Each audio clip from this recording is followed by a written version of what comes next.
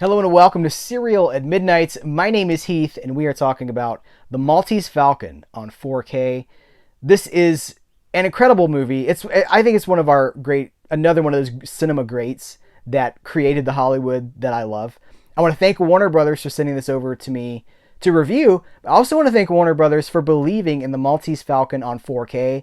I can't believe this exists. I'm so happy. You know, if you saw my review for Casablanca on 4K a few months back, I had nothing but raves for that. I think Casablanca is probably the greatest movie ever made, and I talk about why in my review for that. But I don't know that we get Casablanca as it exists without the Maltese Falcon first, because this is the movie that really establishes Humphrey Bogart as that world-weary leading man. You know, he'd been in a lot of stuff. He'd been a character actor before this, bit parts before this. He'd done movies with Cagney.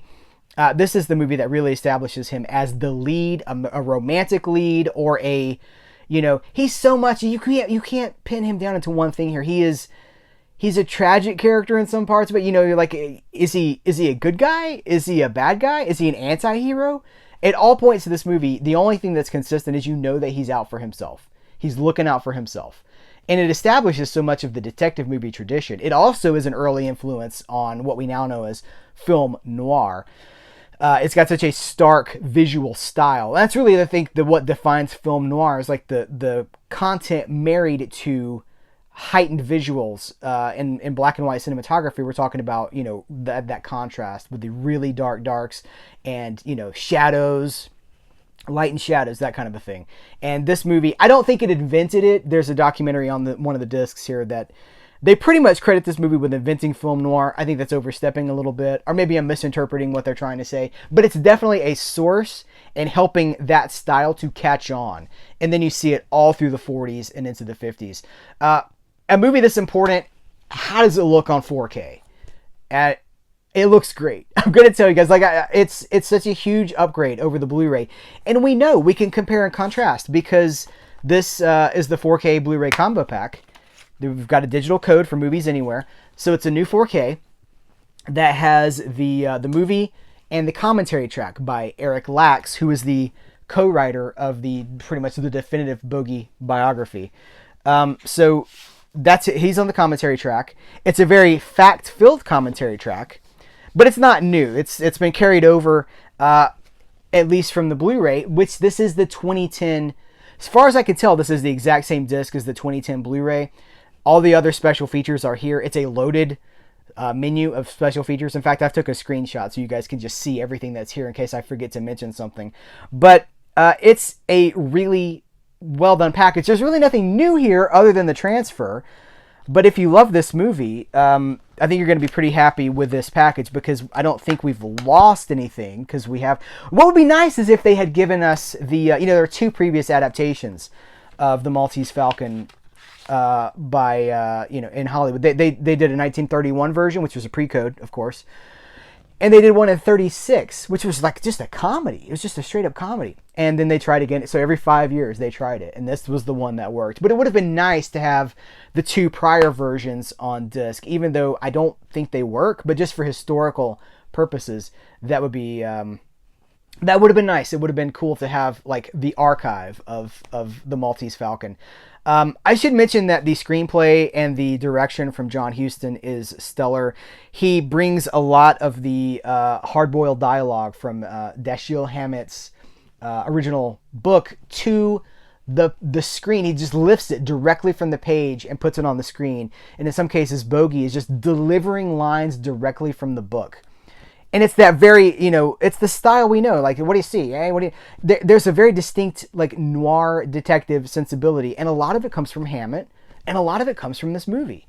It's just incredibly well done. This is such an influential movie. I appreciate it more the older I get. This is one of those movies that you're supposed to like Casablanca, right? You're supposed to like it, even Citizen Kane. But when you actually, when you watch it, you might be disappointed. We talked about this in my Casablanca review. Sometimes the expectation behind these movies, because they're so famous, you're like, well, it's got to be incredible, right? You may have an underwhelming response if you come to this new for the first time, because you're like, I don't know, there's an awful lot of talk in here. There's no, it's not an action movie. It's a drama. It's a character piece, but it's if you're paying attention, there's so much here. And the older I get, the more I appreciate it, because there's so much grayness there. There's so much weariness and so much, there's so much here that I think still applies to us today, all these years later. And it's just a magnificent film. The Blu-ray, I should mention, does come with one of the Warner Night at the Movies. I love Warner Night at the Movies because it's like, usually it's like an extra hour, or maybe sometimes a little bit less, of newsreels, trailers, and shorts, a short subject maybe, and then like cartoons, things like that. This is one of the weaker ones, if I'm being honest. They have a let's see, the Warner Night. So newsreel, they have a trailer for Sergeant York here, a newsreel, 2 classic cartoons. The Gay Parisian is like a 20-minute, it's just like a dance. It's like an operatic ballet dance kind of a thing. Doesn't really fit this movie, but I guess they're really just trying to go for what a night at the movie in 1941 would have looked like. Trailers of this movie, Sergeant York, which I mentioned, they have trailers for, this is not part of the Warner Night at the Movies, but they have trailers for the 1931 version of the movie, the 1936 version, which was called Satan Met a Lady. And here's a cool bonus. They have the audio, the radio shows, 3 radio shows. 2 featuring the movie's original stars, radio adaptations.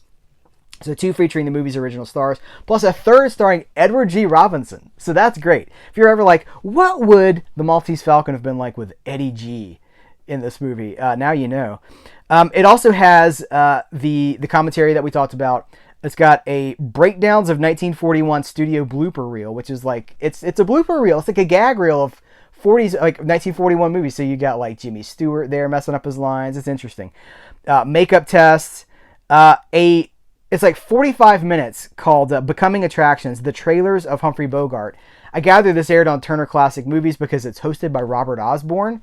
And it's really just a look at Humphrey Bogart's trailers. They're not in great shape. This goes back to a lot of this stuff goes back to the DVD era. So, and I haven't mentioned here because I wanted to save it for last. The Maltese Falcon, One Magnificent Bird. That is the original. It's a 2006.